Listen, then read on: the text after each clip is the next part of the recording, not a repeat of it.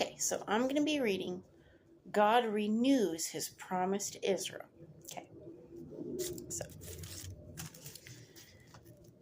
these are the words of the covenant which the Lord commanded Moses to make with the children of Israel in the land of Moab, besides the covenant which he made with them in Horeb. Now Moses called all Israel and said to them, You have seen all that the Lord did before your eyes in the land of Egypt, to Pharaoh and to all his servants and to all his land. The great trials which your eyes have seen, the signs and those great wonders. Yet the Lord has not given you a heart to perceive, and eyes to see, and ears to hear to this very day. And I have led you 40 years in the wilderness. Your clothes have not worn out on you, and your sandals have not worn out on your feet. Can you imagine going 40 years without your clothes wearing out, your sandals wearing out? I mean, you buy stuff from Walmart, and the next year it's wore out? You have not eaten bread, nor have you drunk wine or similar drink, that you may know that I am the Lord your God. And when you came to this place, Sihon, king of Heshbon, and Og, king of Bashan, came out against us to battle, and we conquered them. We took their land and gave it as an inheritance to the Reubenites, to the Gadites, and to the half-tribe of Manasseh. Therefore keep the words of this covenant, and do them, that you may prosper in all that you do. All you stand today before the Lord your God, your leaders and your tribes and your elders and your officers, all the men of Israel, your little ones and your wives, also the stranger who is in your camp, from the one who cuts your wood to the one who draws your water, that you may enter into covenant with the Lord your God and into his oath, which the Lord your God makes with you today, that he may establish you today as a people for himself, and that he may be to you just as he has spoken to you, and just as he has sworn to your fathers, to Abraham, Isaac, and Jacob. I make this covenant and this oath not with you alone, but with him who stands here with us today before the Lord our God, as well as with him who is not here with us today. So I'm not sure who that's supposed to be. For you know that we dwelt in the land of Egypt, and that we came through the nations which you passed by. And you saw their abominations, and their idols which were among them, wood and stone and silver and gold. See, all these idols should have worshipped the people that created it, So that there may not be among you man or woman or family or tribe whose heart turns away today from the Lord your God, and go and serve the gods of these nations, and that there may not be among you a root bearing bitterness or wormwood.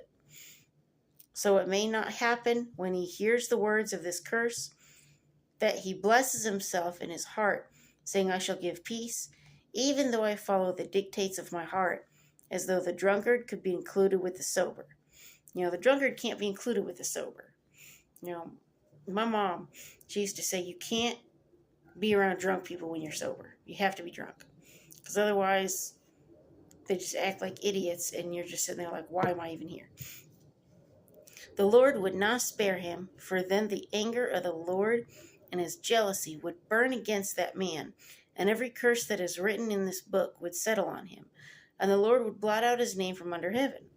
And the Lord would separate him from all the tribes of Israel for adversity, according to all the curses of the covenant that are written in this book of the law, so that the coming generation of your children who rise up after you, and the foreigner who comes from a far land, would say when they see the plagues of that land and the sicknesses which the Lord has laid on it, the whole land is brimstone, salt, and burning.